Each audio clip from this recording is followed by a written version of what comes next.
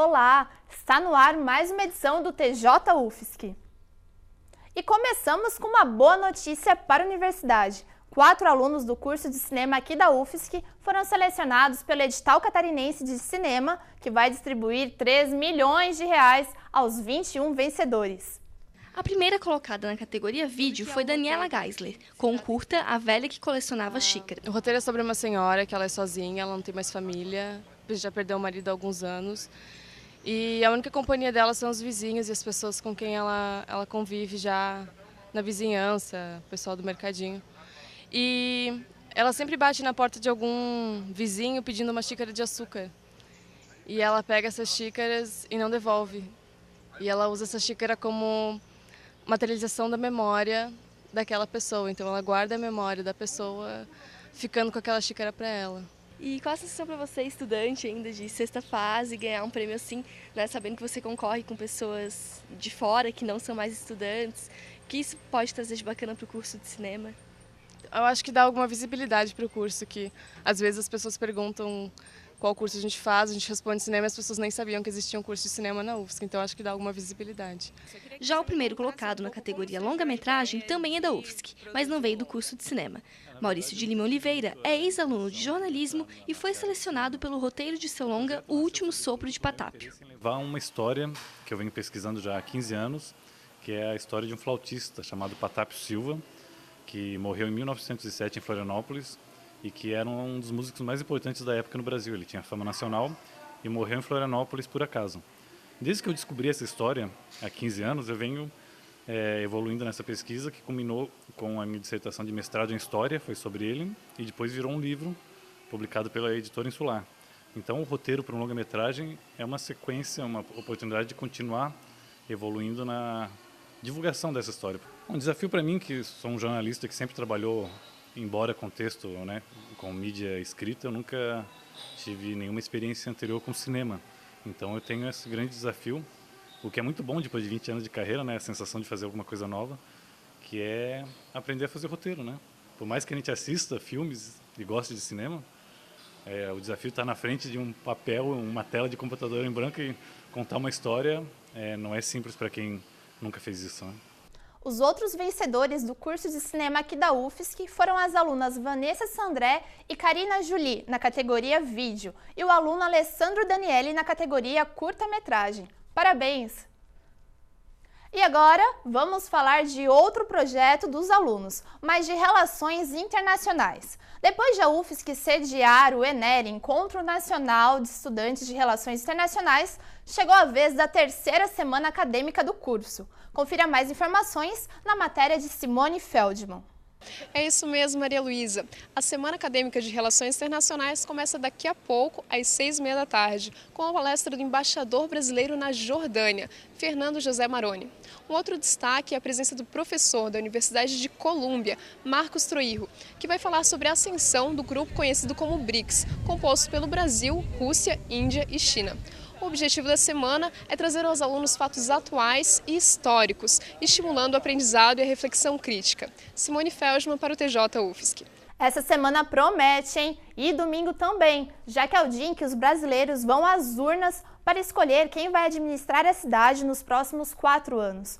A importância do voto consciente vem sido discutida nos últimos dias. E sábado passado, um episódio que marcou a história política brasileira fez 20 anos. No dia 29 de setembro de 1992, o então presidente Fernando Collor de Mello sofria o primeiro impeachment da América Latina. Após 29 anos sem eleger um presidente por voto direto, o povo brasileiro escolheu Fernando Collor de Mello como representante do país. O caçador de marajás, como era conhecido, fez sua campanha baseada no combate à corrupção entre funcionários públicos em Alagoas. Depois de eleito, prometeu derrubar a inflação do país, mas seu plano econômico fracassou. E em nome do controle inflacionário, os brasileiros tiveram suas poupanças confiscadas pelo governo. Em 1992, o irmão do presidente fez denúncias apontando operações ilegais que envolviam Collor e seu tesoureiro, PC Farias. Sob pressão dos caras pintadas, a Câmara abriu o processo de impeachment.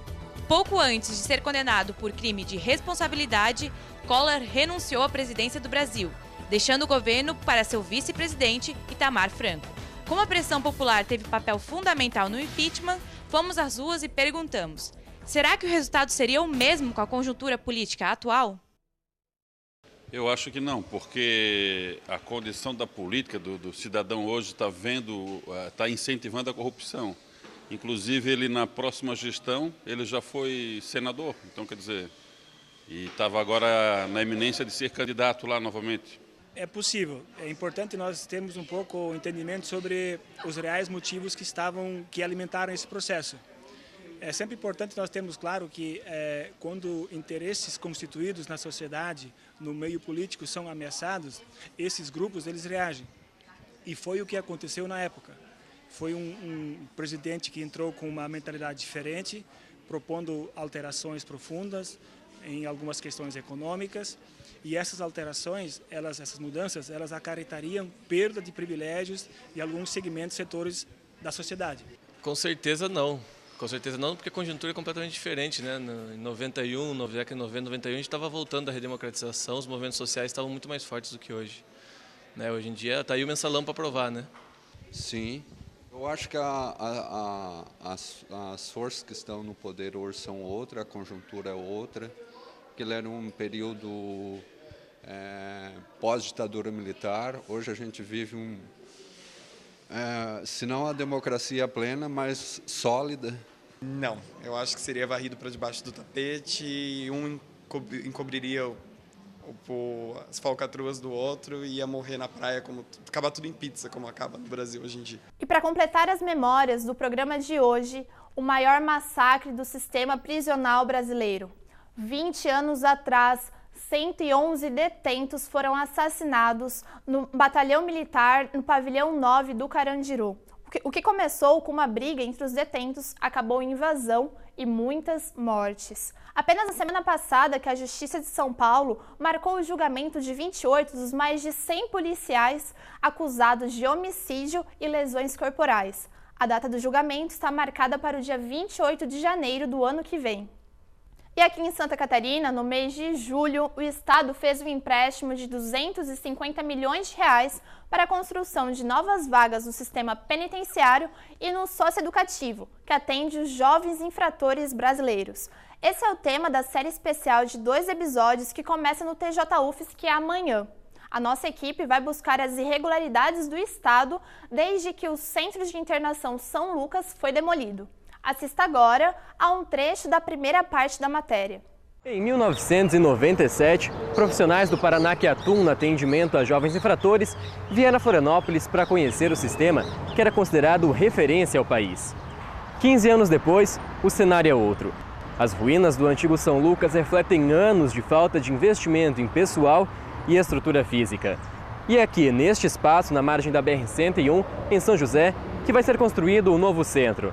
Na avaliação do Conselho Nacional de Justiça, Santa Catarina é o 9º pior estado em políticas de atendimento ao adolescente em conflito com a lei. Agora são os catarinenses que têm a aprender com outros estados. E é com esse convite que terminamos o TJ UFSC de hoje. Não perca a série sobre o sistema socioeducativo de Santa Catarina que começa amanhã. Continue com a gente e até a próxima!